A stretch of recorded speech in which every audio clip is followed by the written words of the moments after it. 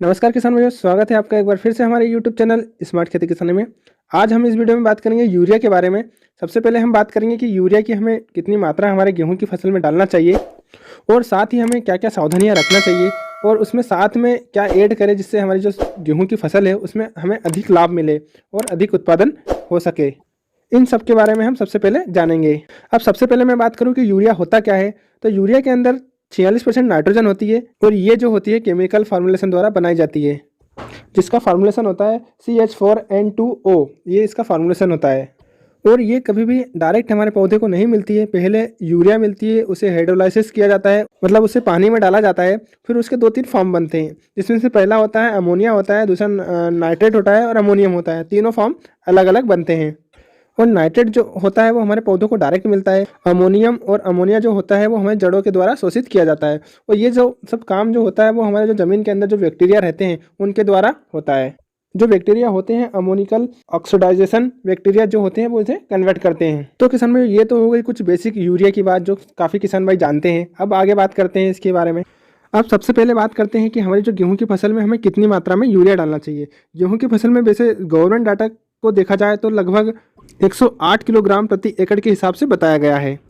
इस हिसाब से डालेंगे तो काफ़ी ज़्यादा आपको फायदे होंगे ऐसा बताया गया है, लेकिन ये जो मात्रा है बिल्कुल फिक्स है। लेकिन जो भी यूरिया हम डालते हैं उसका लगभग 40 से 50% ही हम उसे उपयोग या मिल पाता है। जो भी हम यूरिया डालते हैं उसका लगभग हमने देखा है कि 40 से 50% उसके जो हमारा पौधे उसे यूज़ कर पाते हैं। बाकी जो बचा हुआ वो हवा में उड़ जाता है मतलब वातावरण में उड़ जाता है, या फिर लिंचिंग के थ्रू ज़मीन के अंदर चला जाता है।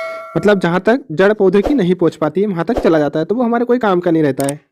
इस प्रकार से हमें नुकसान भी होता है। तो जो गवर्नमेंट डाटा बताया गया उससे हमें मात्रा हमें थोड़ी ज़्यादा लेना है, ताकि हमारा जो वातावरण में उड़ गया है या जो ज़मीन के अंदर चला गया है उसे हमें भरपाई हो सके। इसका मतलब ये है कि हमें कितना यूज़ करना है, तो आपको लगभग 125 किलोग्राम प्रति एकड़ के हिसाब से आपको यूरिया यूज़ करना है किसान भाइयों। इतना यूज़ करेंगे तो आपको काफ़ी ज़्यादा फायदा होगा। अब बात आ गई कि 125 किलोग्राम एकड़ आपको यूज़ तो करना है, लेकिन उसे भी आपको 3 पार्ट में करना है। इसका मतलब ये जो आप पहला पानी लगाते हो 18 से 20 दिन में, उसमें आपको डालना है, जिसमें हमारी जो पहली जड़ों का फुटाव होता है, हमारे पौधे के कल्ले निकलते हैं, उस समय आपको डालने हैं। तो जो 18 से 20 दिन का जो पानी हम लगाते हैं उस समय आपको 75 किलोग्राम यूरिया प्रति एकड़ के हिसाब से देना है। तो पहले पानी में हमें थोड़ा ज़्यादा ही देना रहता है यूरिया, क्योंकि उस समय जो हमारे पौधे होते हैं वो नेचुरल मात्रा में होते हैं और वो बढ़वा ग्रोथ करते हैं। तो आपको पहले पानी में यूरिया ज़्यादा देना है बजाय दूसरे पानी से। क्यों देना है उसके बारे में बता देता हूँ आपको। क्योंकि जो पहला पानी रहता है उसी में हमारे जो पौधे होते हैं उनका फुटाव ज़्यादा होता है, और दूसरे पानी में हमें इतनी यूरिया यूज़ नहीं करना है। क्यों नहीं करना है? क्योंकि दूसरे पानी में हमें जो पौधा होता है उसके सिर्फ विकास के लिए हमें यूरिया उपयोग करना पड़ता है। और क्योंकि पहला जो पानी देते हैं उसमें हमें जो पहली बार जो यूरिया डालते हैं फर्स्ट बार, उसमें हमारे पौधे का विकास भी होता है, जड़ के मतलब हमारी जड़ें भी बढ़ती है उस, और पौधे के कल्ले भी निकलते हैं। और उस समय जो हमारे पौधे होते हैं उन्हें न्यूट्रिएंट की मात्रा भी हाई चाहिए होती है। इस हिसाब से हमें यूरिया ज़्यादा ही यूज़ करना है पहले पानी में।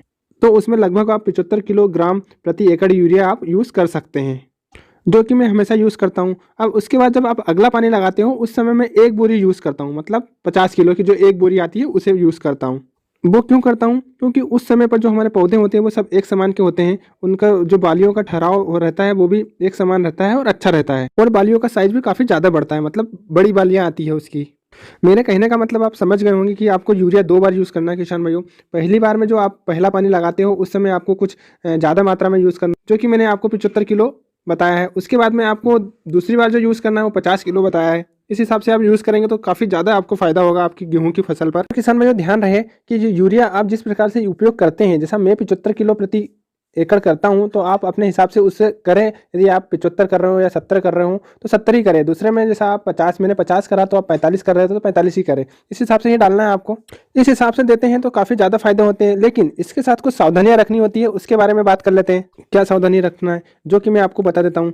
सावधानियां में ये रखना है कि सबसे पहले आपको तो जाकर देखना है कि आपकी फसल में क्या समस्या है। यदि मान लो आपकी फसल में इल्लिया की समस्या आ रही है तो आप जो यूरिया डाल रहे हैं उसके साथ में आपको कुछ मिलाना है। क्या मिलाना है? इसके साथ आपको क्लोरोफोरिफास मिलाना है। उससे क्या होगा कि आपकी इल्लियाँ भी मर जाएगी और आपकी फसल भी स्वस्थ हो जाएगी। और अगर आपके क्षेत्र में फंगस का प्रकोप हो रहा है तो उसके साथ में आप फंगिसाइड मिलाकर छींट सकते हैं। तो इस तरह से आपको सावधानियां रखनी है। आप ये 2-3 चीज़ें कर लेते हैं तो आपकी फसल है वो काफ़ी स्वस्थ रहेगी और उसमें कोई प्रॉब्लम नहीं आएगी। तो किसान भाइयों, यदि आप यूरिया का पानी लगा रहे हो, उससे पहले आपको अपने खेत में देखना पड़ेगा कि कोई समस्या तो नहीं है, फंगस तो नहीं है या इल्लियों का प्रकोप तो नहीं है। उस हिसाब से आपको यूरिया के साथ में आपको मिक्स करना पड़ेगा। और यदि आपको समझ में नहीं आ रहा है कि क्या समस्या आ रही है, तो आप मुझे कमेंट बॉक्स में करके कमेंट में पूछ सकते हैं। हो सकता है कि मैं उसका आपको पूरा प्रॉपर तरीके से जवाब दूँ और समझकर पूरी जानकारी बताऊँ कि आपको उसमें क्या ऐड करना है और क्या मिलाना है और क्या डोज लेना है, जिससे कि आपको ज़्यादा फायदा हो। उसी के साथ आप माइक्रो न्यूट्रिएंट भी मिला सकते हैं। और किसान भाई, यदि अभी तक आपने अपनी गेहूं की फसल में पोटास नहीं किया है, तो आप उसमें पोटास भी मिला सकते हैं यूरिया के साथ में। उसमें आप मिलाकर देंगे तो काफ़ी ज़्यादा आपको फायदा होगा। क्या होता है किसान भाई, जो पोटास होता है यूरिया के साथ में, जो यूरिया का जो पावर या जो ग्रहण करने की क्षमता है उसे बढ़ा देता है पौधों के अंदर। तो उससे क्या होगा कि आपका जो पौधा भी स्वस्थ रहेगा। और अगर आपने पोटास का उपयोग कर लिया है तो आप जिंक भी मिला सकते हैं। यदि आपके क्षेत्र में जिंक की कमी हो तो आप जिंक सल्फेट भी मिला सकते हैं यूरिया के साथ में। जिंक सल्फेट मोनोहाइड्रेट, जिसमें 33% जिंक आता है और 11% सल्फर आती है।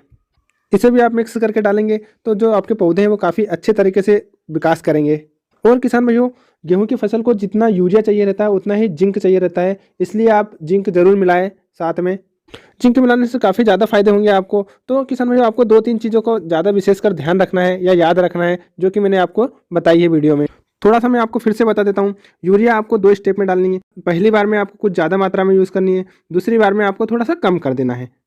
दूसरी बात, आपको अपने खेत में जाकर देखना है, यदि आपकी गेहूं की फसल में इल्लियों का प्रकोप है तो आपको कोई सी भी कीटनाशक दवा मिलाकर उसके साथ डाल देना है। और तीसरी बात, यदि आपके खेत में फंगस का प्रकोप है तो आप उसमें फंगस का जो प्रोडक्ट आते हैं और अच्छे वाले, मतलब कम रेट वाले और अच्छे वाले जो आते हैं, उसे भी आप मिलाकर अपनी फसल में डाल सकते हैं। अगर आपके खेत में माइक्रो न्यूट्रिएंट की कमी है तो आप उसे भी डाल सकते हैं। तो इन सबको आप यूरिया के साथ मिलाकर डालेंगे तो आपसे इससे क्या होगा कि आपका खर्च भी कम होगा और आपको आगे चल के काफ़ी ज़्यादा फायदा होगा आपकी जो उत्पादन है उस पर। इन सब बातों को आपको ध्यान रखना है। और साथ में यदि आपने पोटास और जिंक का अभी तक उपयोग नहीं किया है तो उससे आप उपयोग जरूर करें। हो सके तो आप अपने जो क्षेत्र है या खेत है तो उसमें थोड़े से हिस्से में आप उसे ट्राई करके देखें। कुछ थोड़े से हिस्से में, जैसा आधा एकड़ या 1 एकड़ में, आप उसके यूरिया के साथ जिंक को मिलाएं और उसे आप फुकवा दें। उसका रिजल्ट देखें, उसके बाद आप मुझे कमेंट करके बताएं कि बिना जिंक वाला और जिंक वाले में क्या फ़र्क आया है। अगर आपको कितना फ़ायदा हो रहा है वो बताएं। अगर फ़ायदा हो रहा है तो आप उसे अगले साल पूरे में यूज़ करें। तो किसान भाइयों, यही था आज की इस वीडियो की पूरी जानकारी। यदि आपको ये वीडियो पसंद आया हो तो इस वीडियो को लाइक करें और साथ ही साथ मेरे चैनल को सब्सक्राइब करना ना भूलें और अपने किसान भाइयों में शेयर जरूर करें। धन्यवाद।